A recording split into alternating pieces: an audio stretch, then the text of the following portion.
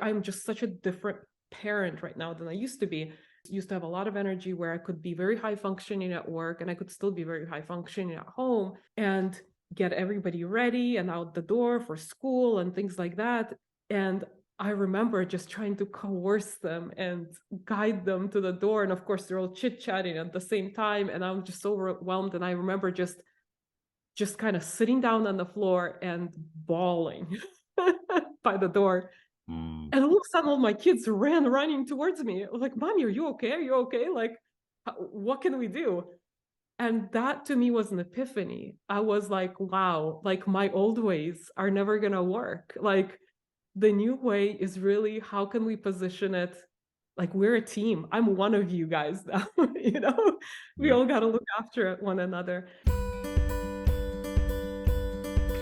This is the Recovery After Stroke podcast with Bill Gassiamis, helping you navigate recovery after stroke.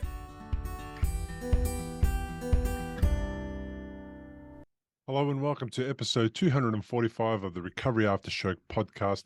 My guest today is Natalie Mazer, a mum of 3 young kids working as an engineer who experienced a stroke that was caused by a previously undiagnosed hole in the heart. While on the road to recovery from stroke, she also had to endure keyhole heart surgery to ensure the risk of further stroke was eliminated. Natalie Mazer, welcome to the podcast. Thank you, Bill. It's a pleasure to be here. Thank you for being here, and thank you for preparing yourself for the interview and for my podcast by taking a little nap before we started. Why was it that you needed to take a nap? So like when I get really tired, unfortunately, a lot of my symptoms come back out, which some of it is speech, right? And also I have I still struggle a little bit with processing and short-term memory, right? So I think I need that rest and I need that break so that I'm not like in the middle of a sentence and then I'm like, oh my gosh, Bill, what were we talking about? Yeah. So clearly you've had a stroke. Tell us a little bit about that part of the process. How did you get to be on the podcast? When was your stroke? What happened? Yeah. So actually, the reason I wanted to be on the podcast is because I guess maybe there's a message that I learned through the stroke. And I wanted to share it. And listening to the podcast from other people has really helped me a lot over this a little over 2-year journey. So I had a stroke in August 2020, so really kind of in the middle of the pandemic.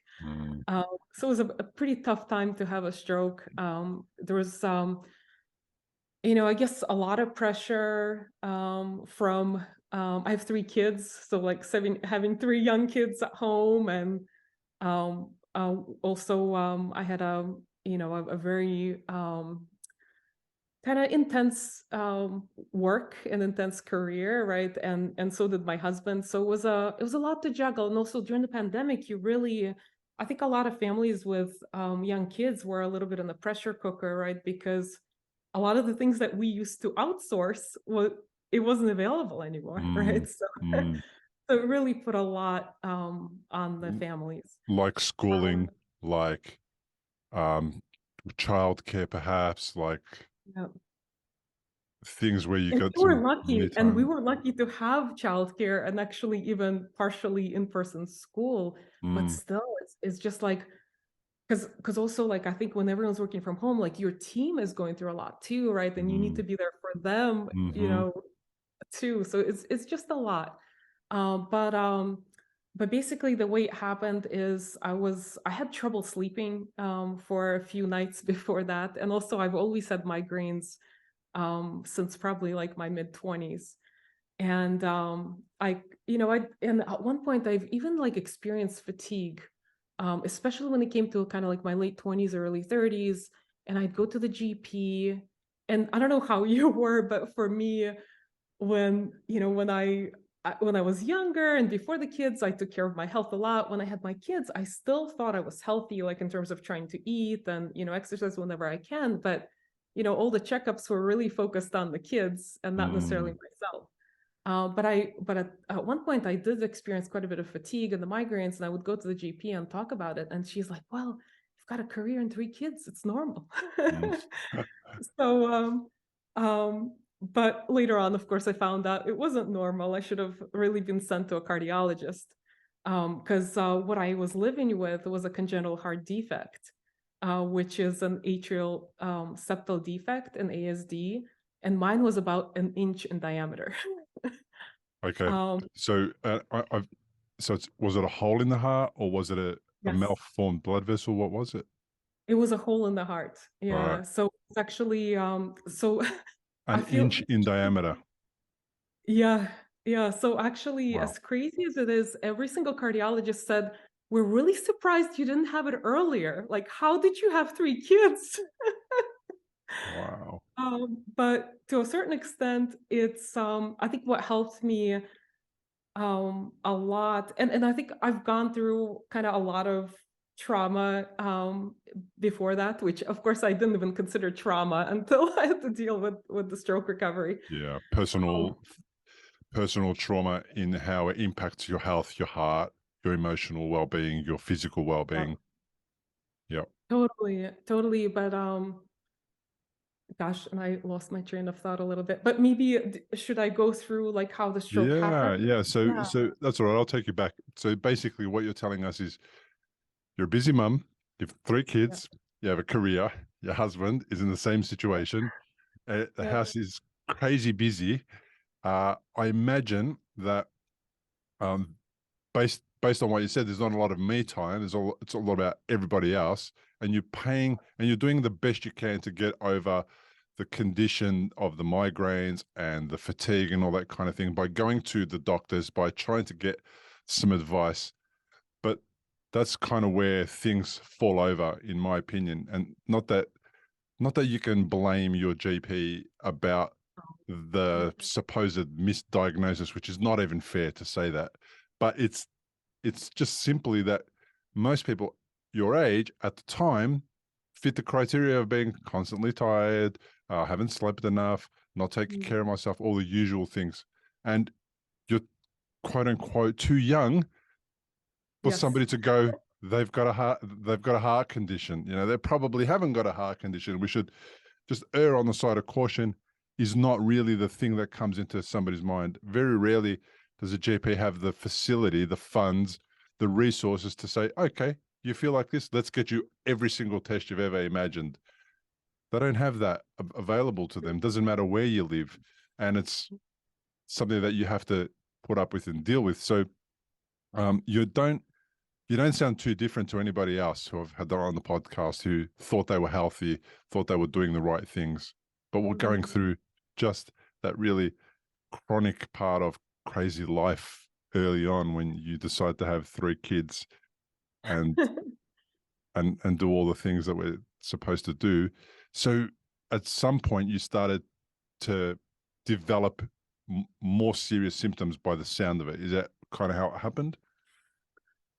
I think it was like maybe I just dismissed the migraines, right? Because I also was like during my pregnancies, I was actually very severely vitamin deficient, right? So they'd always give me lots of vitamins, and I was like, oh, okay, I guess it's just just the way I am, and maybe it has something to do also. So I was actually born in the Soviet Union, so it could be that maybe if I was born in this country, I would have had the heart surgery done, at a young age.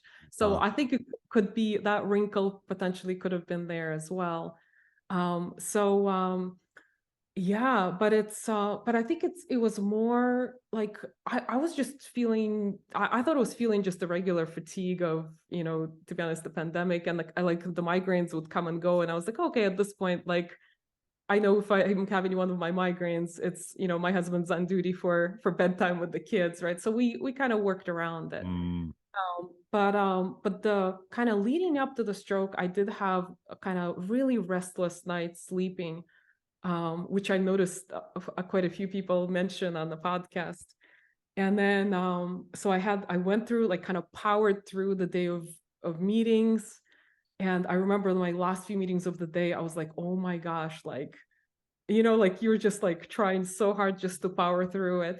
And I was like, okay, I'm gonna make dinner for the kids, pack them in thermoses, and we're gonna go for a walk. We all need to get out of the house. We need to get exercise. That's kind of how we dealt with the pandemic. We would just literally pack dinner and go for walks in the evening after both of our work days were over. Mm, And as I'm packing the thermoses, I'm like, something's off. Like, like I feel like I'm in slow-mo. And then I was like, I almost felt like I was observing myself, not actually being me. And then mm. I started seeing, double hands. I was like, wow, I have 4 hands. This is really cool. you know? Wow. Wow. Um, yeah. And I think this is one that, and then eventually I was like, okay, I think I need somebody to help me. I think I need some help. And to be honest, like in my mind, it probably was just like, you kind of lose the track of time. So like, how we get admitted and you're in the hospital and they quiz you of like, well, how long was this and how long was that? And, Mm, and I was just like thinking to myself, I'm like, why are they even asking me these questions? It's like, I definitely like do not have the right sense of time. Right. And so eventually I thought I called out to my daughter who was in her room, but she said she didn't hear me. So eventually, like I kind of walked myself down the counter and I opened the door because I knew my husband was outside with the kids. And I thought I said help, but to my husband, it was something like very ineligible, right? Because I mm. also had trouble speaking. Just a quick break and we'll be right back to the interview. As a stroke survivor, I understand the difficulties of finding the right information about post-stroke nutrition. That's why I developed a course, 5 Foods to Avoid After Stroke. While most people are talking about what to eat after a stroke to support brain health and recovery, very few are talking about what you should avoid eating after a stroke. If you want to support your brain to heal, are curious about the 5 foods that may make matters worse when you consume them, then you may benefit from this course. In the more than 5 hours of interviews, we discuss the 5 common foods that cause inflammation in the body and brain, and how they could interfere with healing, and how they may make fatigue worse. For just $49, this 5-part series of more than 5 hours of interviews with full PDF transcripts for download, MP3s for download, and videos will give you everything that you need to know about the 5 foods to avoid and why. The modules include 8 reasons to quit sugar after a stroke, 7 reasons to quit caffeine after a stroke, 8 reasons to quit gluten after a stroke, 6 reasons to quit dairy after a stroke, and 6 reasons to quit alcohol after a stroke. And probably that is one of the most important things that you have to and should quit after a stroke. It's interfering with your recovery. Visit recoveryafterstroke.com/courses for this and other specifically designed, short and easy to understand courses that are made by a stroke survivor for stroke survivors. Once again, you'll get more than 5 hours of content. All audio is available to download in MP3 format for listening on the go, full transcript of all the content to take notes on or read instead of listen to, presented by a stroke survivor for stroke survivors, also presented by a trained nutritionist and performance coach. You will also get 24 hours of access, lifetime access to courses purchased, and you'll be able to interact with yours truly in the comments section. Go to recoveryafterstroke.com/courses to check them out now. And of course, he's like, oh my gosh, something's wrong. So he like rushed to get me. And like he says, I basically just collapsed into his arms and he lowered me down to the floor. And then I was just thinking of like, in my head, I was thinking, I'm just like overly exhausted. I just like really I just need to sleep this off, Mm-hmm. And so he was also thinking, he's like, oh my gosh, like I need to call 911. But he was like, well, maybe let me give her some water to drink. He gives me water. I can't swallow. Like he tries to give me a straw. So yeah, so he called 911. Luckily, they were here. Like we had everyone, the fire department, the police department, the EMTs, everyone was here very quickly, which is quite amazing. And actually, but the weird part is it wasn't scary. Like this whole experience was not scary in the moment. And all I just remember thinking of like, wow, like everything's just so calm and peaceful, and Mm. like the time just slowed down. It's kind of nice. Yeah. um, and also I remember my little guy who was at the time, he was probably about like 2.5 or so. I remember my youngest son, and he just came over and he held my hand, and that was, gosh, yes, I'm Mm. getting a little emotional, but it was the sweetest thing. Yeah.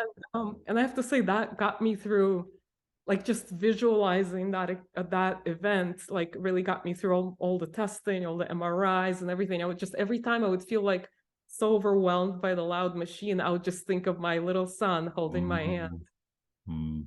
Amazing. And Children, amazing like yeah, that. So let me just sort of step back a little bit here. So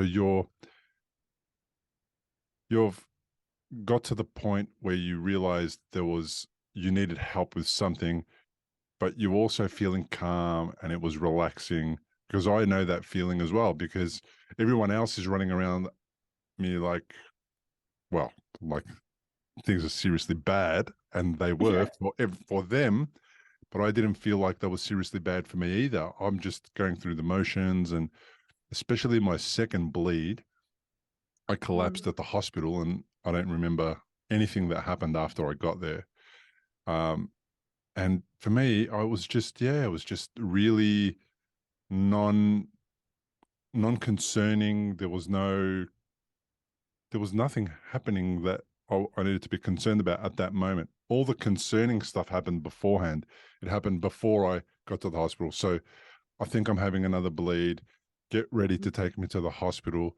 Uh, Nausea, vomiting, all that stuff. But then after that phase, when I lost consciousness and I was just about to lose consciousness, and even after when I woke up, I don't know how long it was after I woke up, just still felt really, oh, you're in hospital. And it's like, oh, okay. Wow, that's all right. I felt quite rested.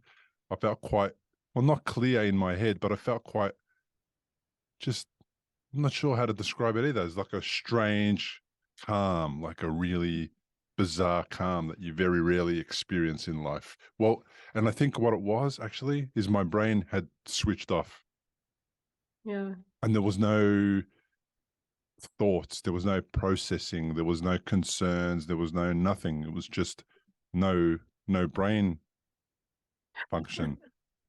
Yeah. Does that sound familiar? I don't know about no brain function. I think to me it was more of like as if I was a third person Ah, watching myself go ah, through this. So it was like I was almost like curious, right, of mm, what's like how things are gonna unfold. But I was convinced that all I needed was just some sleep and I'm gonna be fine. yeah, yeah. Yeah, I just thought I was like, oh my gosh, I've just been overworking myself. I just need to rest a little. And Yeah. you went to hospital. How long were you in hospital? And at what stage did they discover the hole in the heart? Yeah, so they wanted to keep me longer, like, because this was COVID time, right? So Mm, no visit, like I couldn't see my kids, like no visitors. yeah. The nurses were so sweet. They actually snuck my husband in a few times, which was really, really nice. But I begged them. I said, "Can you just like send me home for a little bit?" Because like it was, so they would have kept. They wanted to keep me there for a week or longer, but what they agreed to is they released me over. I think they released me after like 4 days or so, and then they had me come back again for, because they had to put me out and do like a TE, which is basically like they lower like this little camera inside to take basically better pictures of the heart, and they had to do more testing. So they kind of like let me go for the weekend, and then they had me come back again. Did they scan your head? Did they realize you had had a stroke? So this was a very interesting experience. So like in the ICU, I remember like even the EMTs, they were like they were saying, yeah, she had a stroke, like to my husband, before they even took me. And that's why they contacted the basically the intensive care unit, so they would be prepared for the ambulance to like just rush me right through. Of course, in my mind, I was just like, at that time, I feel like that wasn't registering. Like I could hear them talking, but yeah, oh my gosh, like me just get through like whatever I need to get through and then come home, get my sleep, you know. And then and you know, and the doctor, attending doctor, she was very thorough, and she's like, she got me through all the tests, she got the fluids going, like whatever she basically said they were administering medication as if I've had a stroke. And then they did the CAT scans and the MRI, and that's when they actually saw it. Um, so it was a stroke, basically it was caused by a blood clot in my right parietal lobe.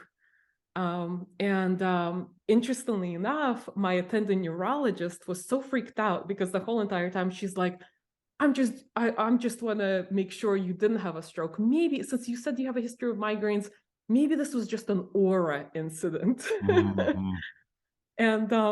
And when she found out it was a stroke, she was so freaked out. Like I could tell that she was like she was felt uncomfortable just coming to see me, which was like, I have to say that was a little bit of a, like, I wish it wasn't that way. Like, I wish I was taken more seriously and this situation was taken more seriously.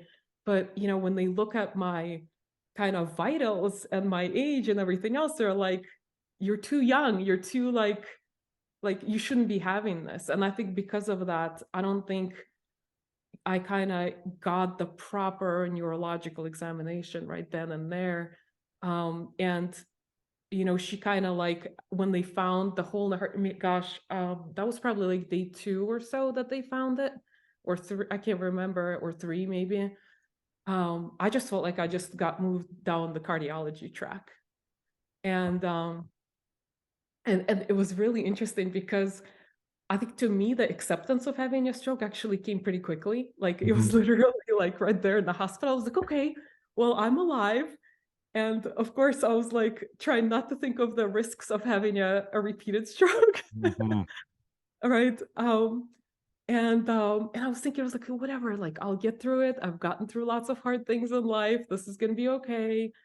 I think what really though brought me down to my knees was at the time, of course, in the hospital. Then I realized that the stroke was much more difficult to recover from. Was that when my cardiologist did the initial examination, even the initial examination, she said, well, you might need open heart surgery. And I was like, oh my gosh. Because not only did they find the hole, they also believed that maybe they found this like fibrillostoma, which is kind of like a growth on my mitral valve. And they said, look, if we close the hole and the growth is on the mitral valve, you could still get, like, it's going directly into your brain again. Right. So I think that was probably like, I felt like the minute I was like, okay, fine, I had a stroke, I'm alive, I'm so lucky and I'm so grateful. And then like getting hit with that. And also I ended up having an allergic reaction to Lipitor, which is something they administer to you when you have a stroke, regardless of whether you have high cholesterol or not. So it was, yes. Chaotic by the sound of things, Yeah, which describes stroke anyway. Like it's not, yeah, it's what you hear. It's chaos. Always, people are just trying to make the right decisions. Doctors are yeah. under stress because of COVID. They're probably overworked. They're, you know, they have a, in their mind, they have a hypothesis of what happened to you. So they're running with that hypothesis first, and then they feel bad, and then they misdiagnosed you perhaps. And it's really,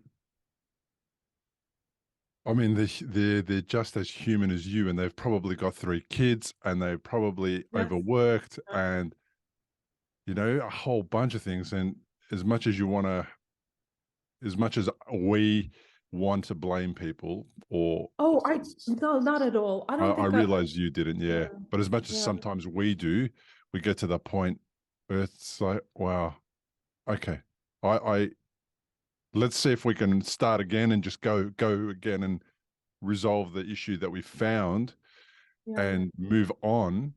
But that's the complicated part uh, about people who have a stroke. that the cause is somewhere else. That's the thing. Yeah. I've known people uh, who have had brain hemorrhages that were caused by a blood vessel in the head, Mhm. but when they were discovered by the doctors or by the paramedics, their heart had stopped. So they would restart the person's heart, and then Mhm. they'd be causing more damage in the head, and then Yeah. the person would crash again, and then the heart would stop. So they were thinking it was the heart, but it was clearly the head. But by the time you work it all out, Yeah. how do you get to that point of knowing all the details that you need to know about for that person immediately when the cause of the stroke is from another location? And it's not unfair to treat a heart condition when there is a heart condition. There's a Yeah. heart condition there, so and COVID, they were really motivated to get people out of hospitals. I know in Australia, they did everything they could not to keep anyone for any other condition in the hospital Mhm. if it was possible. And a lot of people were sent home when they wouldn't have normally been sent home. They would have had more time to manage them. But like to be honest, I just wanted to go home, right? I think I Yeah. just wanted to kind of see my kids, right? But yeah, no, I think like I agree with you. I think they logically did the right thing because they said, "Oh my gosh, like let's prevent." And they kept talking about it. They said, "With since you're young, we need to do everything possible to prevent another." Right. So I think that's why they just focus so much on, Mhm. "Hey, we got to fix your heart," right? And of course, I was on blood thinners and all this other appropriate Mhm. medication, right? So yeah, And no, the 1 inch hole in your heart, if they discovered a 1 inch hole, they're going, they could probably drive a truck through this thing. We need to stop that from yeah, happening. Um, totally. what's And interesting actually is, yeah, speaking of that, so later on, so of course, like the hospital cardiologists were not the same, because it was our local hospital, so it wasn't the same as the surgeons. We had to kind of find the surgeon after that. And I have to say, I am so grateful. I'm so touched by every single cardiologist that has helped me, like both the attending cardiologist and mm, it was actually a team of moms, funny enough. They were so sweet and supportive. They even like decided to give me anesthesia before rolling me into the operating room, which I'm like, yes, this is so wonderful. Like, because you already have a lot of anxiety, like post stroke, right? And they were so loving and caring, and also the cardiologist who ended up doing the surgery, like he actually, my husband reached out to him. He had a FaceTime call with him in the evening, like he wasn't even working. He just wow, said, oh my gosh, like let's talk right now, I want to see images and then we can worry about like your paperwork in my office. It's like I was really touched by just such an outpouring of support, like and really professionals who really care about helping people and really kind of yeah, you know save a life, right? I think that was really touching for sure. yeah, because they can save a life, but they also can help reduce the stress and the anxiety of other people. I think Yeah. I think that's not, again, I'm not judging it. I don't want to judge anybody, but I think that's not done enough. And the reason I say that is because my wife, like you, um, you're thinking about your kids. So even in the time when I've had the stroke, my wife is thinking about me, her kids that are at home. And I tell you what she's not doing is thinking about herself. So that Mhm. sometimes if there's lack of information or lack of contact or lack of communication or some kind of way of keeping her in the loop and keeping her calm, Mhm. we Mhm. often hear about um, caregivers who become unwell at the same time that the person Mhm. that they're supposed to be caring for is unwell. And that's the worst situation to be in. And if we can find a way to relieve the stress for the caregivers and for the people that are left behind at home or wherever, I think it's really important to do it if you can, and try and make the condition better so that the caregivers or the people behind at home are less anxious if it's at all possible. And I know it's not always possible, but I just remember my wife collapsing a couple of times. My dad collapsed Yeah. My wife collapsed after my brain surgery. My dad Mm, collapsed when I was first diagnosed a couple of years earlier. mm. And as the stroke survivor, I'm in hospital. What I need is I need everyone else to be healthy Yes. around me for the time Yes. being. Yeah. And I need to be looked after and cared for. And it's please be healthy and well when I need you the most, you know. So anything Mm. that we can do to support caregivers, I think is really important. The fact that he did that, your surgeon did that is just amazing. And Yeah. it just goes to show you again, it's that thing of the medical care doesn't stop after you've closed somebody's chest or you've stitched their head or anything like it.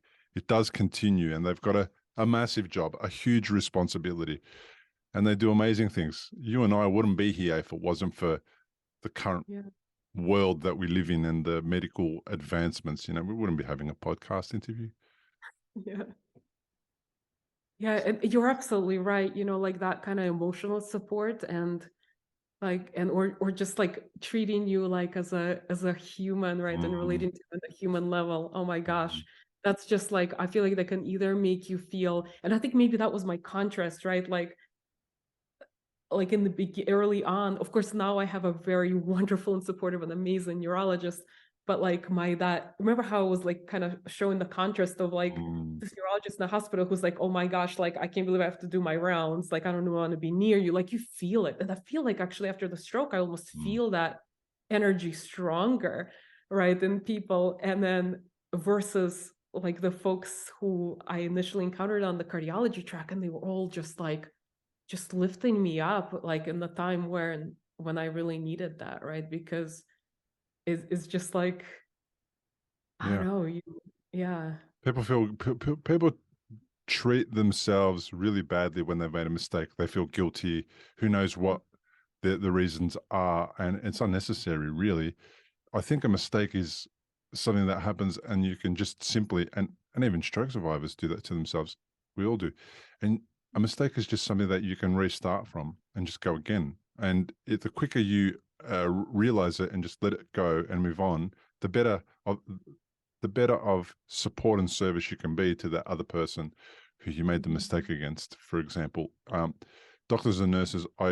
Look, I couldn't be a doctor or a nurse. The shift work, you know, the time of the shift, the amount of time they're on a shift, um, the amount of support and love and care that they've got to give to other people all the time, and they probably have kids that are doing that they're being supportive of, just like us regular folk. Because Yeah, imagine being that somebody who has to pour out their support and care for other people all the time that they've never met before, and yeah, you really need a big reserve of energy to be able to do that, and you need to be able to do that all the time at work. You can never get it wrong. And imagine needing to you're having a bad day and you have to be at work and you have to do yeah, neurological diagnosis and you got to do all these things.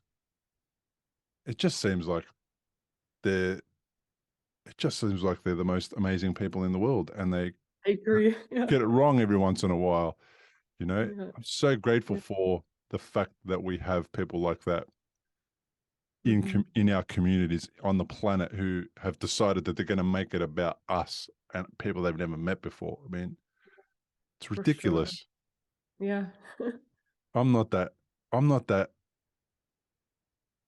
I'm not that able to have that much time and energy for other people. I'm just not. Mm. Um, Now you're in hospital and you're thinking, I just want to go home to the kids. I just want to go home to the kids. Now, I get you're a mum and you miss your kids, but is there a disconnect there with thinking that you're better than you are? Do you have some kind of an idea that Oh my gosh, I just yes. want to go home? Um, I think I'm not sure if it was maybe I think in the hospital I just wanted frankly the real reason behind me wanting to go home and see my kids in the hospital is what I wanted to see them one more time, because who knows? Wow. Yep. Okay. Yeah. That's a But in terms of your other question of thinking that I'm actually better and more capable than I am, oh, that lasted for me for many, many months. I was certainly in denial with my deficits. And I think and I think especially since like like I guess since I was steered to the cardiological track, right? So of course they hooked me up with a monitor, they had to give me a bunch of tests, right? And then it was very much prep for surgery, right? And I think that's kind of like, so my whole thing is eventually when I came home was I just slept a lot. I was just like sleeping and sleeping and sleeping. Did I see my kids? Absolutely. But then I was also, and actually I remember the most shocking thing, like just really wanting to come out of the hospital. But then when I came out of the hospital, I was like, oh my gosh, I don't remember the world being so bright and so loud. mm, And just wanting to curl up in a ball in a quiet, dark place, right? Because you're just thinking, right? sensory overload. Yes, yes. And it took us a while actually. I think between the pandemic and everything else, like I think I was just so focused on like addressing the heart, and we did. And then after that I was like, oh my gosh, because as I'm at home, I'm realizing that like even going for a walk outside, as I got better over time, was hard because crickets are loud. Everything's too bright. Like I wore sunglasses all the time. I was just like, Mm, I couldn't handle more than just, initially just a few minutes outside, right? And mm, eventually like I tried to go longer and longer. And and the thing is, so later on, it almost took a year actually for me to figure out to properly be diagnosed with all my deficits. So I lost some because they were mostly, so actually, well, my left arm was numb right away, right? But um, so like from a physical, I think that's what happened. I think when they were discharging from the hospital, they were really looking more for like physical deficiencies. And my arm was numb, and my fingers kind of had a hard time moving it and everything. But it actually recovered very quickly. Like, from time to time I'll have like my shoulder feels a little stiff even now, but like I didn't think of it as a big deal. Like I was able to, you know, walk and, and function. So technically I looked the same, but yeah, it's all invisible issues that yeah. took such a long time to understand. So like from a visual perspective, I lost my perception of depth, which explained why I'm sitting here, like my husband's driving me home and I'm like covering my eyes up because I'm like, oh my gosh, like I feel like we're about to hit everything on the road, right? Because if you don't see the depth, Hmm. everything is kind of two-dimensional, flat, and right in your face. Right. Um, and also I lost some of the periphery, and also, very much visual and auditory overstimulation. I had vestibular issues. And also, which also took months to discover, is I actually acquired sleep apnea, like central sleep apnea, which like especially early on after the stroke, I would like dread going to bed every night.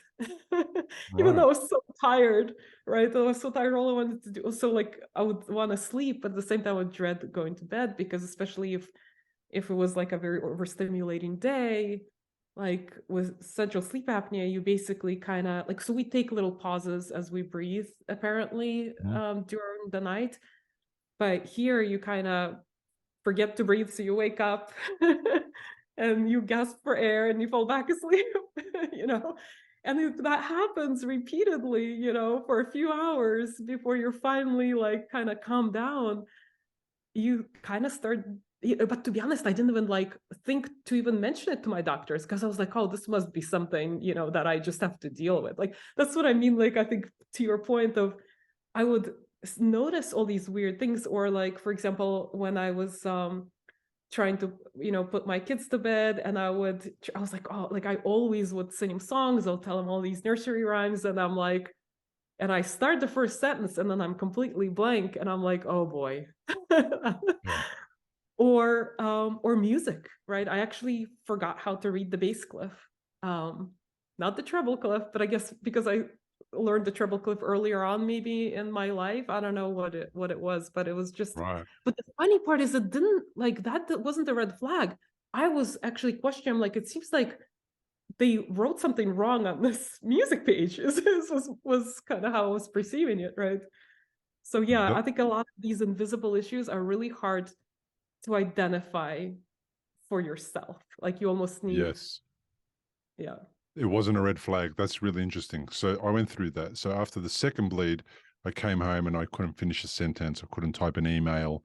I couldn't remember who came to visit me. I'd start. Uh, I was. I was. I couldn't track time. How much time had passed. You know, I was in. I was in this whole weird kind of out of head experience, not out of body, out of head experience. It felt like I've had smoked weed a few times in my life, and I felt like I was completely stoned the whole time, you know. And I would have a conversation with my wife about what I'm feeling, and she would be wondering what's happening because clearly I was behaving differently. And I was going, well, I don't know. And she would say, well, I don't. Is that normal? Is it part of the stroke? Are you having another one? Where are you? Where are we at? And I was like, oh, I don't know. And we Yeah. would just kind of have to wing it. We'd have to hope that it wasn't another one. And many times we went to hospital because we thought I was having another stroke and it wasn't another stroke, and it was just a mess. And I remember one of the first things I did after I came back home after the second hospital stay was I went to see my counselor, and she clearly had noticed the difference in the way that I was behaving cognitively. And she said to me, have you ever heard of a neuropsychologist? And I thought, no, I've never heard of that. I don't know what that is. And she said, well, Yeah. it's somebody who will check your cognitive ability and give you an idea of if there's any deficits there. And I thought, oh, okay, that sounds like a good idea. We'll go and see a neuropsychologist and maybe we can get a few more answers, because no one told me what to expect when I went home after the second bleed. And I was in a pretty bad way. And then I went to make an appointment for the neuropsychologist. And again, what we didn't realize was that I could make a private appointment if I wanted to. But we made a public appointment through the hospital public system. And the waiting list was about 9 months long. Oh my gosh. And I Wow. didn't know. And we just thought, okay, yeah, we'll take that one. No problem. So I struggled with the deficits for about 3 or 4 or 5 months. And they started to get better as time went on, but we just kind of put up with it. And I put up with it, and my wife put up with it, and we just didn't know how to deal with it. And we were looking for help, and we didn't know how to ask for help about it. That's the other weird part.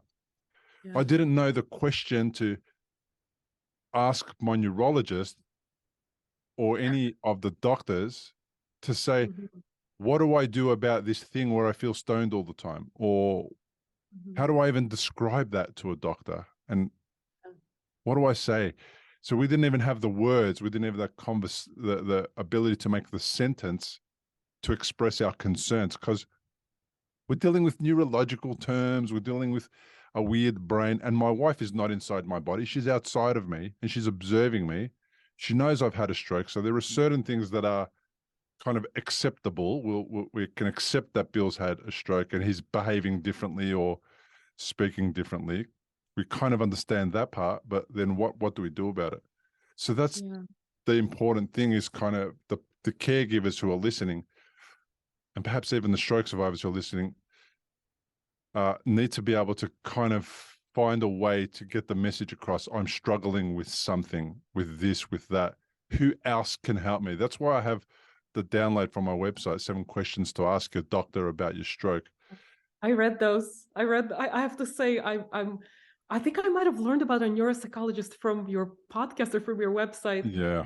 Because yeah, and I also, like, I think what was really inspiring about your podcast for me, it still is the fact that you always emphasize on, like you have to really kind of own your recovery, right? And Yeah. it's like, and frankly, I would even add not be afraid to own your recovery, because for me, I've always like, I think what didn't help was I'm just like, oh, I can take life, head on. Like I've been in difficult situations in the past, right? Mm, And I've dealt with them.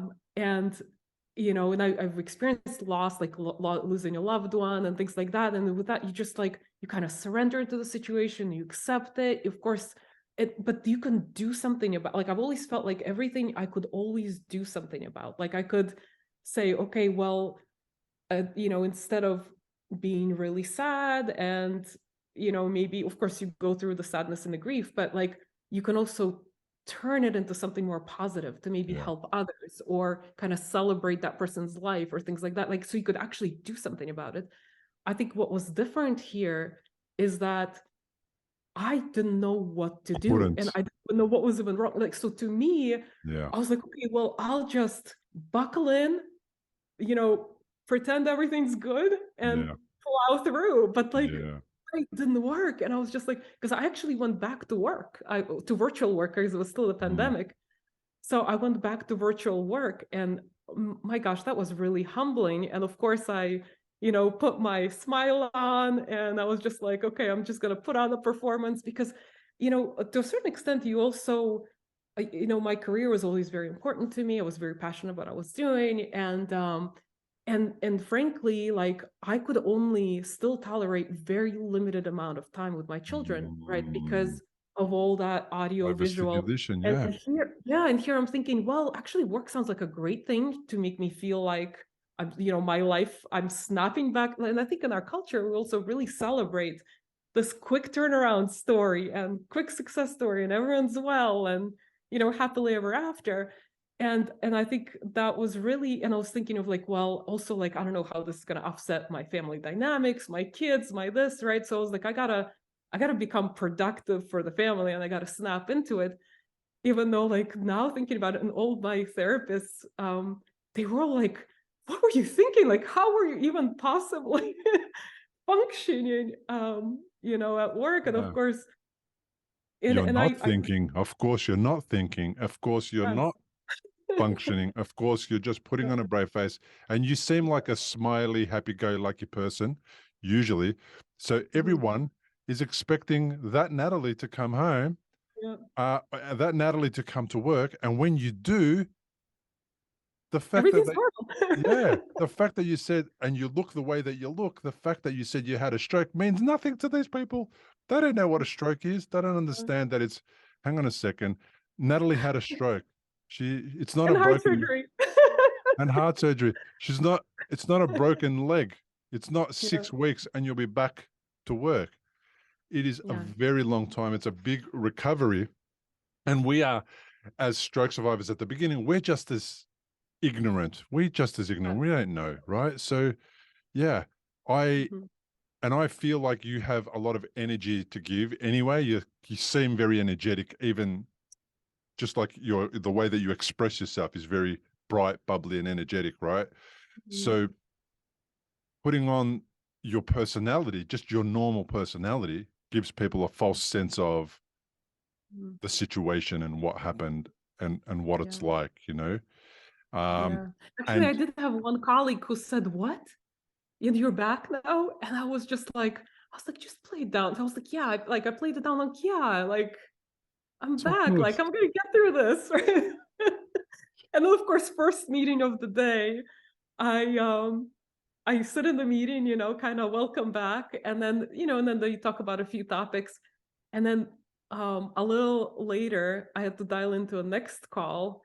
And then actually I asked to like maybe not have the camera on, right? Because at the time was just like, even if I had the camera on, I would put a blank like Word document over it, so I wouldn't have to be visually overstimulated. And So the second meeting, they're referencing the previous meeting, and I'm just sitting there thinking, I don't remember any of this happening. wow. Yeah. If you've had a stroke and you're in recovery, you'll know what a scary and confusing time it can be. You're likely to have a lot of questions going through your mind. Like, how long will it take to recover? Will I actually recover? What things should I avoid in case I make matters worse? Doctors will explain things, but obviously you've never had a stroke before. You probably don't know what questions to ask. If this is you, you may be missing out on doing things that could help speed up your recovery. If you're finding yourself in that situation, stop worrying and head to recoveryafterstroke.com, where you can download a guide that will help you. It's called 7 Questions to Ask Your Doctor About Your Stroke. These 7 questions are the ones Bill wished he'd asked when he was recovering from a stroke. They'll not only help you better understand your condition, they'll help you take a more active role in your recovery. Head to the website now, recoveryafterstroke.com, and download the guide. It's free. In stroke recovery, the stroke survivor, there's a race to get back to normal, quote unquote normal. And in that race to get back to normal, a lot of things are overlooked. And people feel like if I just go back to where I was before, then everything will be okay. Because we're trying to convince ourselves that we're okay and that it wasn't as bad as it is. And perhaps we're thinking about mortality and we're thinking about all the things that went wrong and we're thinking about all the bills and all that kind of stuff. But at some point, I feel like you discovered that you were going about things the wrong way. Yeah. So when you discovered that, how did things change for you? How did you then approach your stroke recovery? Or how did you do things differently? Oh gosh, I went back on medical leave eventually, right? I think initially I really tried hard to, I actually, when that happened, by the way, in the meeting where I forgot what happened, Yeah. I just got a stack of notebooks and I wrote everything down. And I would prescript what I would say in meetings and all this terrible, like crazy things, right? And it's like, of course, I relied a lot on my long-term memory and I was such a big planner. So I already had a lot of things pre-planned, right, before the stroke. So, but at some point, I was just so exhausted because I would, fall asleep, in the chair and all sorts of things and have my migraines and like I was completely not functional with my family. As a member of the family, right? Because there's just, not much energy to go around. Like the fatigue is really bad. Drained. Yeah. And sometimes I'd have trouble speaking. So even when I wanted to say something in the meeting, I just kept my mouth shut because I was like, I think at some point, right, as those things accumulate, you realize that. And of course, then I went back to the attending neurologist and she said, well, for one, we'd need like speech therapy and that's twice a week. And I'm just thinking to myself, I'm like, oh my gosh, I just came back. Like how, like, there's no way that my job would allow me to take 2 days to go to speech therapy. So I kind of dropped it and I was like, yeah, I'll keep my notebook, I'll keep my notebook thing going. And it's just like so like it's amazing. Like it just, because I was thinking, I was like, well, maybe eventually it will all just resolve itself, right? Because I don't think we want to think about it that way. But I think eventually, listening to your podcast and also trying to do some Google searches and actually like even simple things, like I would even like Google, like, how do you parent after stroke, right? Wow. I couldn't find anything. It's like, but it's true. Like I remember having a moment. I'm just such a different parent right now than I used to be because I had a lot of energy. Like I think you mentioned, like I just used to have a lot of energy where I could be very high functioning at work and I could still be very high functioning at home and get everybody ready and out the door for school and things like that. And here I am. I'm like, and we started with my husband with like, well, how about we have a goal of you? But this is after, of course, I went back on leave the second time. They like one of my goals was I get kids ready and out the door for school, like not drive them yet, but because right, I couldn't even be a passenger on the highway in the car. Yeah. So I get them ready for school once a week, right? That was my goal. And I remember just trying to coerce them and guide them to the door. And of course, they're all chit-chatting at the same time. And I'm just so overwhelmed. And I remember just kind of sitting down on the floor and bawling by the door Mm. And all of a sudden, all my kids ran running towards me. I was like, Mommy, are you okay? Are you okay? Like, what can we do? And that to me was an epiphany. I was like, wow, like my old ways are never going to work. Like, the new way is really how can we position it like we're a team. I'm one of you guys now, you know. We Yeah. all got to look after one another. And it's done such a humongous transformation in a positive direction actually with my children, and just like they actually listen to me now. Like I don't have to All I don't right. have to So, like so do is it things for right? Okay. Brilliant. Isn't that amazing? So them. you've stopped becoming the person who does everything and you're recruiting people to do their own things for themselves. So Yeah, that, and at the same time, you're giving them the opportunity to learn how to be independent and yeah, also not dependent only on mum for everything. yeah, yeah, That's brilliant. That's yeah, an amazing outcome. for Come from sure. desperation, and it came from this terrible situation where you're bawling on the ground. But that's like, you might not describe it like this, and and it's okay if I'm not describing it exactly the same way. But what I'm trying to demonstrate is like that's almost a rock bottom moment, and then from Yeah. rock bottom, there's no further to go. You have to change, and you have to not. I can't go back to being the way that I was before because it doesn't work, and I'm going to end up being unwell for longer. And without me here, there's no point not being here. So I've got Mhm. to change my ways. And what an amazing lesson to get from such a potentially terrible situation, right? Yeah. Well, with the work, I feel like I went to my rock bottom before I decided to go on leave the second time, right? And actually go and get and actually so they took me through this really intense evaluation. And the person who was doing the evaluation, she said, okay, well, you have processing issues, you have short-term memory issues. And she says, I also think you have visual issues. You should go see a neuro-ophthalmologist, and you will probably need visual therapy too. And then she said, and I would also highly advise a neuropsych evaluation. And I was like, oh, interesting.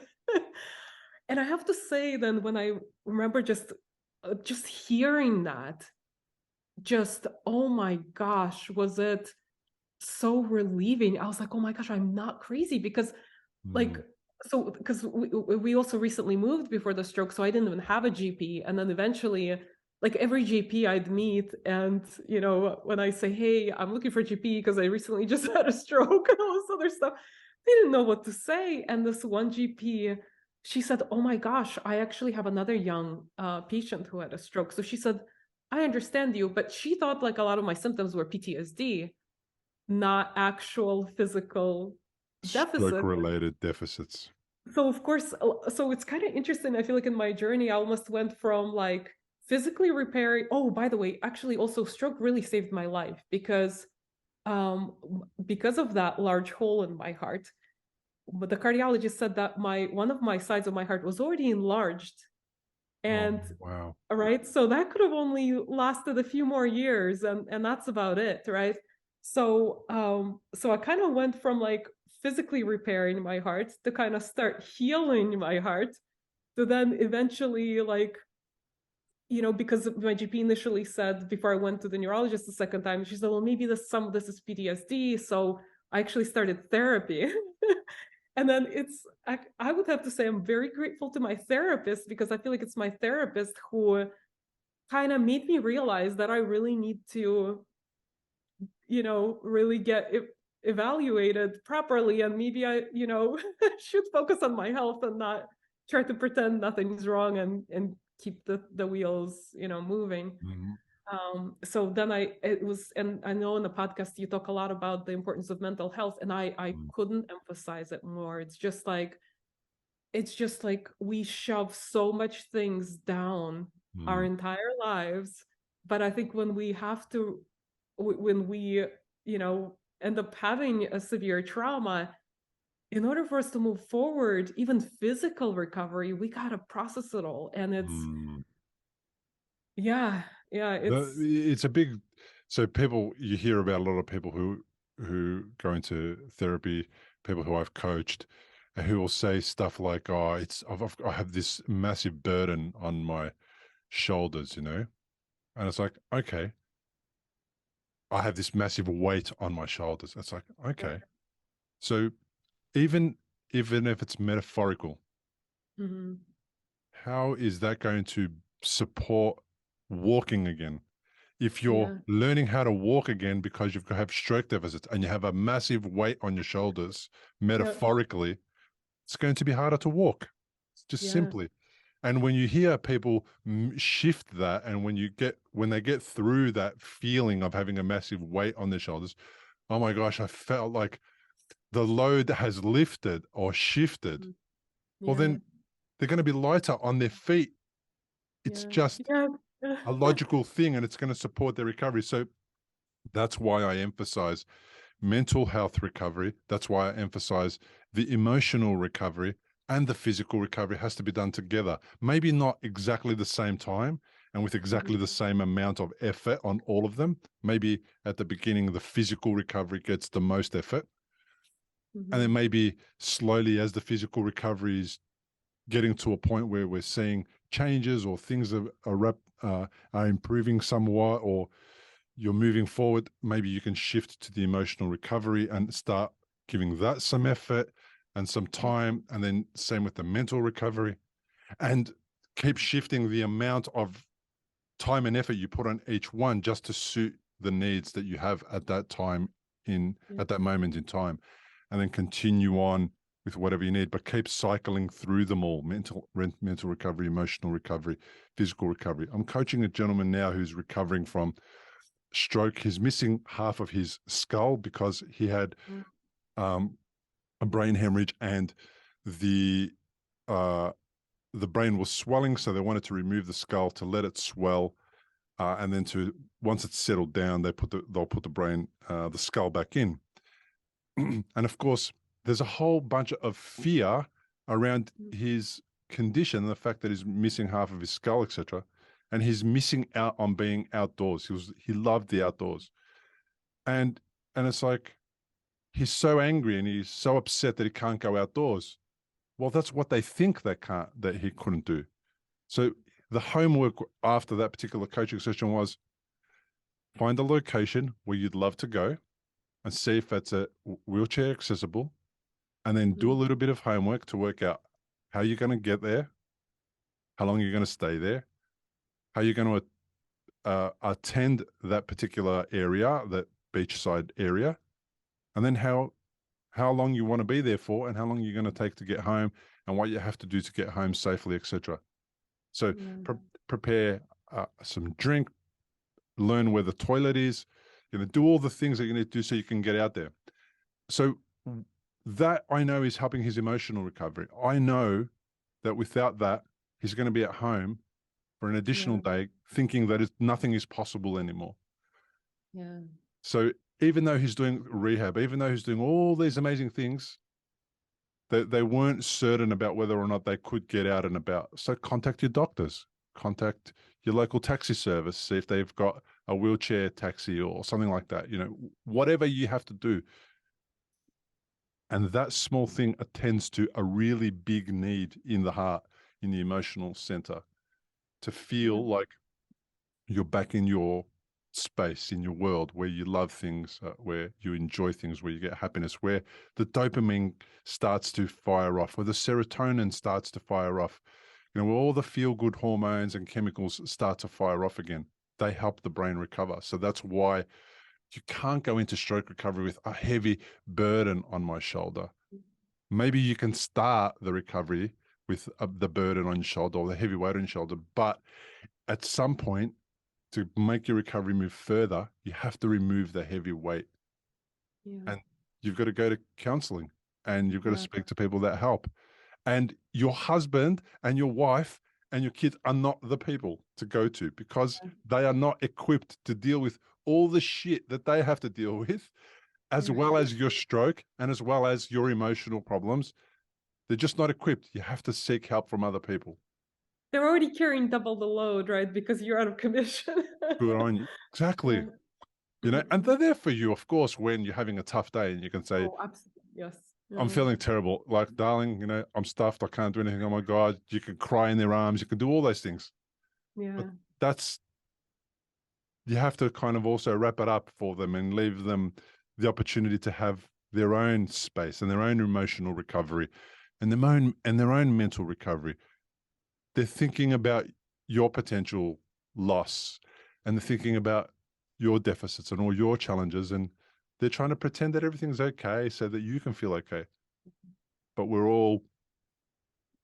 that's why I keep saying we all have to take responsibility for our own recovery. You can't expect to go through something as traumatic as heart surgery and stroke surgery and think that everything's going to be okay. It will only work for a short amount of time. Yeah. And then you have to evolve. And I feel like that's what happens to a lot of stroke survivors. The podcast is, there was a really tough time.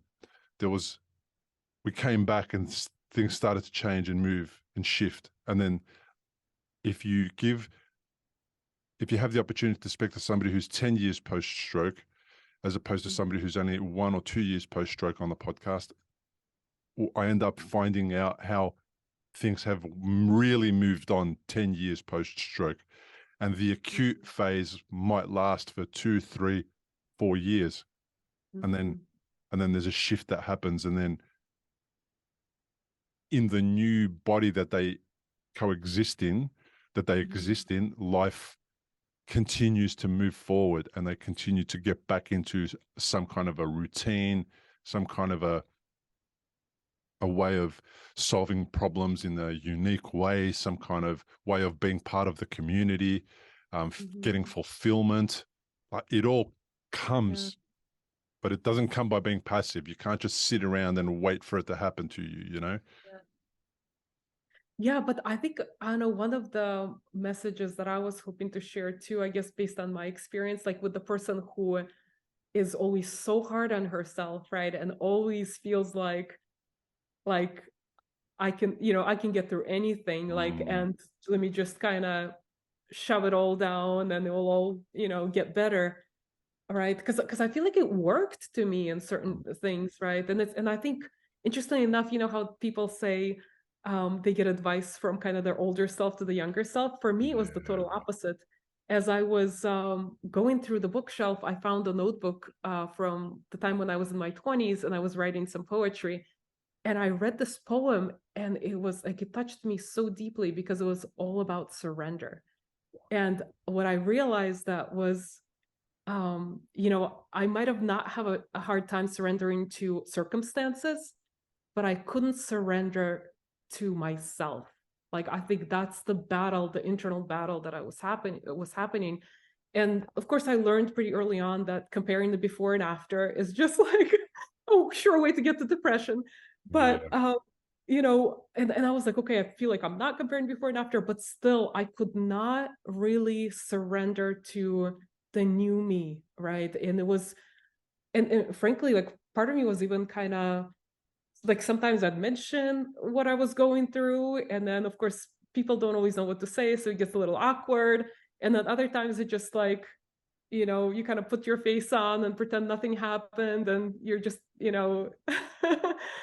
happy-go-lucky, right? But that doesn't work either. And it's like really kind of surrendering into myself and kind of learning to love the new me, because I think we're so focused on, like, I was so focused on fixing, getting back to normal, like the old life, like kind of trying to fit into my old life. But I don't know, at least from my perspective, there's probably no old life. Like there's, and I was trying to like constantly thinking to myself, like, I'm always like, okay, difficult situations, there must be a lesson. Like, what's my lesson?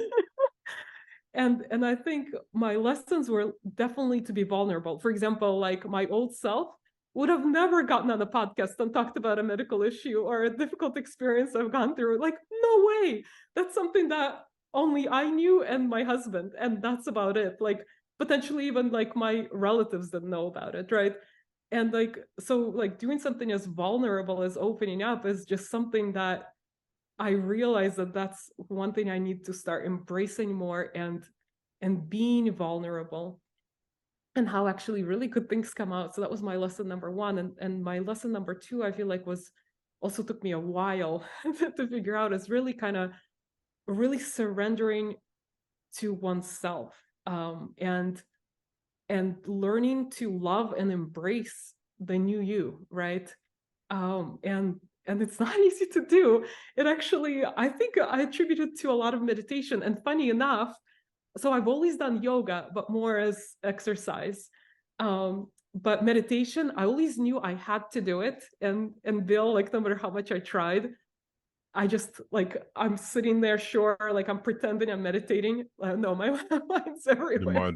mind. Yeah, but I actually started with literally 1 minute timer, and I tried to, like, okay, let me just try to get through 1 minute, and then it increased it more. And now I can't get through the day without meditation, because I really need that to really calm Yeah. my, neurological system. And it's like, and I think when you meditate, you start, there's like, you just opening that time for reflection. And I think, like, so my big takeaway is, like, it's okay to, like, give yourself permission to not be okay, and give yourself permission to even, like, figure out, who is this new person, Yeah. like, what are your capabilities, like, and don't compare, don't judge yourself, like, and also, like, I think what helped me is picking something up to do that maybe I've done as a child, but I haven't done in my adult life, because it's just so soul wrenching when you start to do something that you're really good at in your adult life, Mm. and now you're like, oh my gosh, like. So actually, as like kid, I had a couple of years of piano, and actually, as the pandemic hit, I was like so determined to start learning the piano with my daughter. And so something that I kind of made a point, I was like, okay, well, I have, like, my baseline of, like, learning the piano is so low that maybe that's something I chip away at every day, like, and just do a little bit every day. And that's been so amazing, because when I look back, I can, that's one thing I can say, hey, I actually do it way better now than before the stroke. Yeah. And I just think it's like, speaking of that, kind of like self-motivating things, right? Yeah. Make yourself feel good about. They bring you joy, right? So music Yeah. therapy has been studied. It's a very well known thing to help people in recovery, whether you're participating in music by singing, whether you're playing an instrument, whether you're, it doesn't matter how, but music therapy is a very big positive thing to help people in recovery from trauma, from any type of health condition, right? So you're doing that at the same time. You're also retraining your brain. You're using neuroplasticity. You're gently starting to get used to, again, the auditory stimulation. Mhm. Again, you're gently starting to get the visual stimulation and the auditory stimulation happening at the same time. So it's like training yourself to get to a point where you're, again, comfortable with experiencing optical and audio stimulation at the same time, and Mhm. and then physical stimulation, because your hands are moving as well, and you're teaching Yeah. somebody, so Yeah. the whole thing is a real great recovery um, tool for anybody, but for stroke especially, because you're activating all these different parts of the brain, Mhm. all at the same time, and they are supporting each other, and they are rerouting, and they're perhaps bringing back to life neurons that have gone to sleep a little bit, or a little bit not working the way they used to. So it's a great tool. With regards Mhm. to meditation, so one of the things that uh, people struggle with meditation when they do it with the head, and they think that it has to go a certain way, and they think that when thoughts come into their head that it's doing it wrong. It's not necessarily doing it wrong. The trick is to observe those thoughts and just not make any meaning about them, and just let them come in, go, that was interesting, and let it go away, and then go back to your breath. Just check in with your breath. Okay, focus on the breath, focus on the breath. Now, another way to kind of enhance your meditation is to put your hand on your heart and just to ask your heart, what do I need? What's the thing that I need the most right now? That's interesting. Okay. Or specifically ask your heart, what do you specifically need right now in this moment? And then just close your eyes and with the background music or whatever you use to kind of get you through a meditation, just listen and just see what comes up. And you'll be amazed what comes up. And even if it's a guided meditation, perhaps you set before the meditation starts, you set a little thought about what you would like to get from the meditation.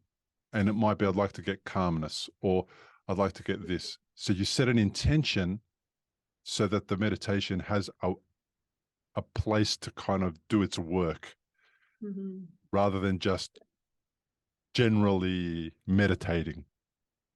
Yeah, I found actually like doing guided meditations was a good way for me to ease into Yeah. getting into that practice, right? Because I feel like, I don't know, it was just always so hard for me to quiet my mind. And like initially I was like started with like 1 minute of just focusing on my breath. Yeah. And then after that, when I was, going beyond 1 minute, I was like, oh, I think I need a guided meditation, right? Just Yeah. so somebody to tell me what to do so that I can kind of not go off the rails, basically. Yeah. Yeah. So if you're up for it, let's do a little bit of a test. Okay. I just want to see what comes up when I go and take you to this place, right? So what I'd like you to do right now, if you're up for it, well, this is Sure. the first Yeah. time I've done this on a podcast, is just pop your hand on your heart, Okay. right? And just close your eyes for a second and just breathe.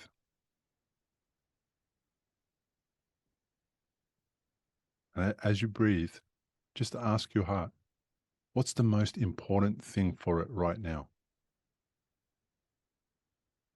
And just see what comes up and just let it speak to you.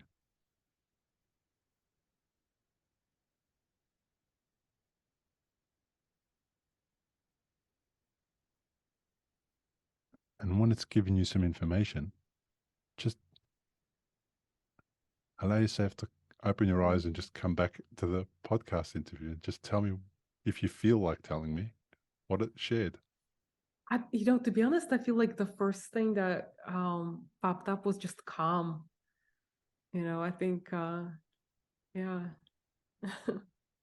So one way to specifically get the mind quiet is to specifically ask the heart for feedback. Interesting. Yeah. And that immediately takes the internal voice out of your head and it redirects it to the heart, and it gives the mind the opportunity to not respond because it's not being asked. You're not asking your head for feedback or information. You're asking your heart. Now, if you do that at your gut is going to give you feedback as well. If you go to your gut and you say to it, what do you want right now? It'll have a different voice. It'll take longer to respond, and it'll give you different feedback from what the heart does. And then if you went to the head and specifically asked it, it would give you a different response as well. Wow. I'm definitely gonna try that. Right. So like, yeah. So when you do that, that's how meditation, when you do a meditation and set an intention for it to be a heartful meditation instead of a mindful meditation, make it a heartful meditation. You have a completely different experience. That's really interesting. Just something to consider. For all those listeners out there who think they can't meditate and they can't do it and they've tried it and whatever, everyone can meditate. Absolutely. It's just a matter of whether or not you're prepared to go to that place. And that's the thing about the emotional recovery. You need to be prepared to go to where it's a little bit difficult. And once you go there, it actually lifts the suffering from that space because you've gone there, you've you've faced it. Be it a fear or a pain or a previous trauma, and part of going there is what makes it dissipate and not have a hold on your life so much anymore. Yeah. So it has been, what, 3 years since your stroke? About 2.5. Yeah. Yeah. So how do you see things moving forward from here? What does your daily life and your way Mm. forward look? Yeah, so I think kind of like similar to the sentiment I shared of like I'm really letting my I think I'm finally in the place where I'm being really gentle with myself and giving myself the time and the space to discover kind of to really discover that new me. But for now, my goal has really been to to play the mom role. And of course, I started a few interests. For example, I started painting again, and I mentioned the piano. Oh, I've been reading so much. I think I've been just really fascinated by psychology and mindfulness and kind of yoga and that area. And so I feel like I'm in the state where I'm really kind of feeding my soul, um, mm, and kind of letting, for the first time ever in my life. Whereas before I always like almost always lived in the future. I had a 5-year plan, 10-year plan. Like even in my job, like I was leading innovation, so I had to live 10 years ahead, even uh, at work. And that was my comfortable, because I always derived comfort in being in discomfort.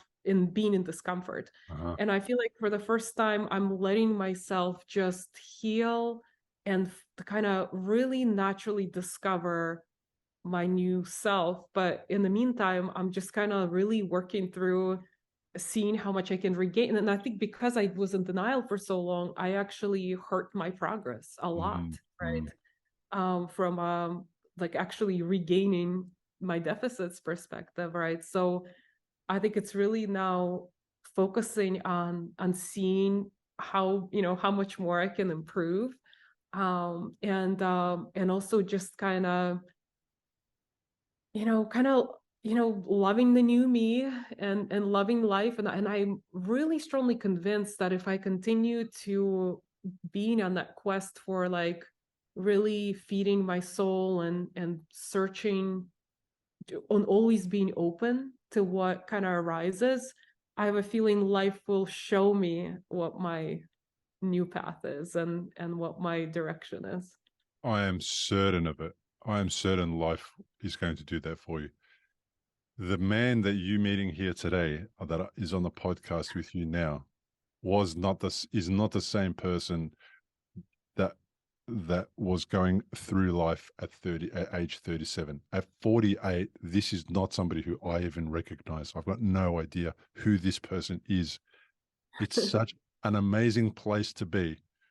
A podcaster, a coach, uh, a leader in creating the tools that I was missing in the gap to fill the gaps in stroke recovery that existed.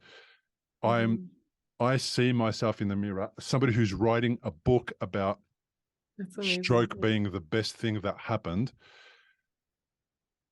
This is not a person that I know, that I recognize, that would have come out of continuing life the way that I did at 37 before the stroke. If it wasn't for that stuff, I would not be in these types of conversations with people, coaching people from around the world, creating a community, making a difference. Like, I was just so self-centered. I was just about my own problems, about all my own thoughts, all my, there was none of that. I wasn't evolved at all. But, Mm. and that's why I'm certain, by you just following your heart and doing what you're saying and taking and putting you first, and doing what gives you joy and brings you joy, you're going to bring joy to the world. You're going to bring joy to your family. You're going to be a great example of how to live a life. You're going to Mm. inspire people beyond what you can possibly imagine. And you're going to look back in 10 years and you're going to go, wow, like, is this really me? Because I have these moments. I pinch myself. I can't believe that I am who I am.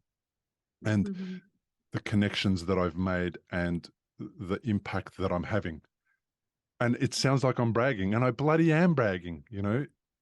This was not my path, and what a path. I would rather this Yeah. than the other path that I was on.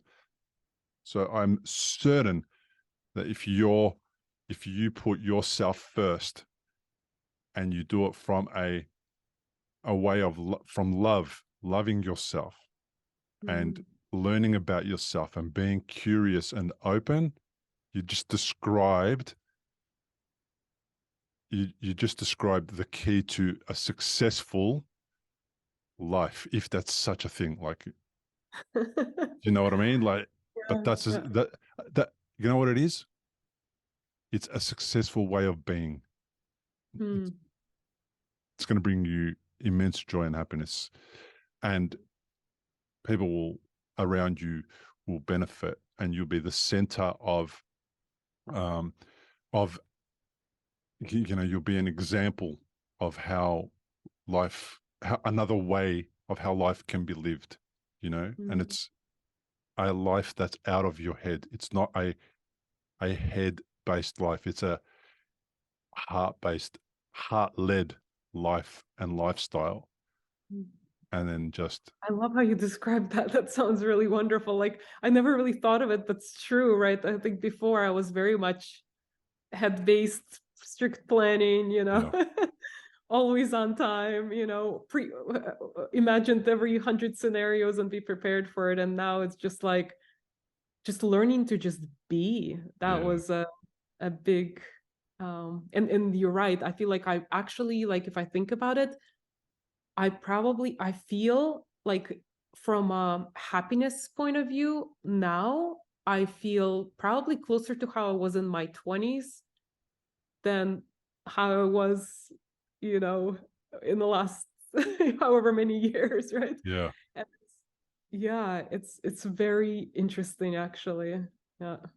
It's so lovely to meet you and get to know you. I really appreciate you reaching out and being on the podcast. Uh, I love hearing your story, and I wish you all the best for your recovery, your ongoing recovery. Thank you so much, Bill. It's such a pleasure. That's a wrap, Natalie. Okay. Wow, what an amazing conversation. Thank you. Oh You my God. shared beautiful things, and I truly do believe it. You're just describing the ideal way Really. to go about your recovery. You really are. The book that I'm writing has been was written because I interviewed 10 people Mm, who said stroke was the best thing that happened to them. mm, And they are all describing what you're describing. mm. And it's for some of them, it was immediately that they thought that. For some of them, it took 5 years, 10 years, whatever. Yeah. But the reason they're still living with deficits, they're still living with all the things that stroke had done to them. But the Mhm, growth, the personal growth has been tremendous. And they are, like me, mhm, don't recognize themselves. They're completely different in the way they go about life. So, mhm. what's going to be interesting for you is to listen back to this interview and hear yourself speak Uh-oh. about yourself. That's going to be really cool. Okay. I have to admit, I was a little nervous because I was like, oh, I hope I don't have trouble speaking or lose my train of thought. You were perfect. I'm going to edit this. This is going to go live maybe tomorrow or the next day, so it'll be Oh, wow. available very Okay. quickly. Yeah. So listen out for it. Reach out anytime if there's anything I can do. Just let me know. Um, and I'm going to let you get back to the rest of your day or night or whatever you've got there. Before I let you go, though, Yeah, I honestly, like from the bottom of my heart, I just want to say thank you for your work. Like, I think pleasure. it's just, it's really like I don't know, it's just like I remember I came across your web because like I remember initially like, going to like heart.org just to see like, what are the recommendations. But like with processing deficits, like I remember like I probably like didn't even like the site is so busy. I probably even skipped most of the information. I was like, didn't feel like there was any tools there. But like Mhm. I don't know, just when I came to your site and like just by being able to listen to other people and their stories, like it really normalizes a lot of the Mm, experiences. And it's just like, it's just so powerful because you feel like you no longer feel like, am I making this up? Is something wrong with me? Is this in my head? Right? It's just like it so thank you. Thank you so yeah. much. But I don't want to take up more of your time. No, I'm all right for time. I don't have a problem with time. Like, I'll tell you. Yeah. So it's exactly the tool that I'm missing. And part of it is every time I speak to somebody, I have my own therapy session, right? This is what my guests don't realize is it's a free therapy session for me. Um, Only helps all of us, right? uh, so, um, so I get to meet amazing people and learn from them and hear the stories and all that kind of stuff. And every podcast episode is roughly the same, but Mhm. there is such a need for it, right? So I'll explain something to you. So I started in 2017, like you, when I thought I was good enough to do everything normally, go back to life normal. And I struggled and I struggled and I couldn't get it done. Um, and I wasn't putting out a lot of episodes. So it was only in the last, say, 3 years that I've decided to put out one episode per week for as Mhm. many weeks of the year as possible. And I've managed to do, I think, 52 weeks for a couple of years in a row now. Oh, And I'll yeah. just give you an idea. At the beginning, maybe 20 people a month were listening to the podcast, right? No way. Which Oh is my God. normal, which is normal, but Yeah. Yeah. hard, hard for my heart to deal with only 20 people. Oh my God, surely more people should listen to that. So last month, there was more than 8,400 people that listened to the Wow. podcast last month Wow. alone. So Wow. it has grown from 20 people listening per Mhm. month to 8,400 per month. And Wow. as far as I see it, is all the episodes are basically the same, Mm. but the demand for it is only increasing. Mm. It has Yeah. not stopped going up at all since Yeah. the moment I started. So I I'm grateful that people want to be on the podcast. Let's face it, it's not just me doing it. This is a community that's doing it, that's collectively putting these stories out and making a difference to every person. And Yeah. this is the beauty of me, okay? Because I brag about myself, but then I'm a co-collaborator with another 250 people. Mhm. But what I think what you're doing that's so powerful is you're bringing people together. And I think just even like normalizing the fact that you're not over 65, right? And Ah, it's yeah, like, but it's true, right. like the initial tests, like I remember just asking, like in the hospital, asking is like how am I gonna go back to my life? Like, and like she's she's like, well, just you're walking, like you're her arm's a little numb, but it's okay, it's working, right? It's like if I was a retired elderly person, it's one thing. Here I've got like a career and three young kids. Like it's a very different Yeah, it's experience. and even for older people, Yeah. they do it really tough. Oh, okay. Yeah. Because they've had longer to be in their identity. Oh, for sure. Oh, I'm sure the identity crisis is maybe stronger than what Yeah, what the young right. people experience. It's so huge, Yeah. okay, because I don't have a fixed identity Mm, in the sense of I am, and then mhm, I label myself with my work. I label myself with all these things. I don't. I used to do that, but I don't do that anymore. I am not my labels that I give to myself. I am not who I introduce myself as when I go to mhm. a party. And Yeah. what what that means is that I'm, like you said, I'm open.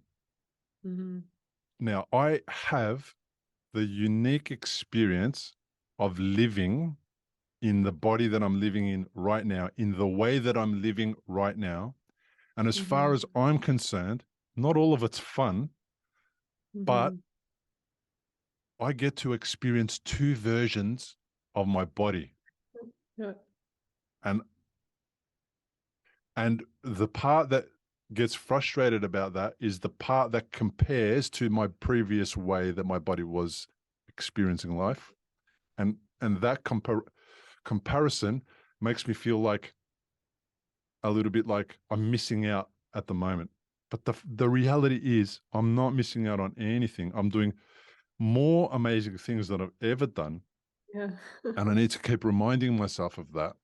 And if we think about our version of stroke and thankfully our condition after stroke, Mhm. it's nowhere near the type of experiences that perhaps Stephen Hawking, the great physicist, Yeah. was experiencing.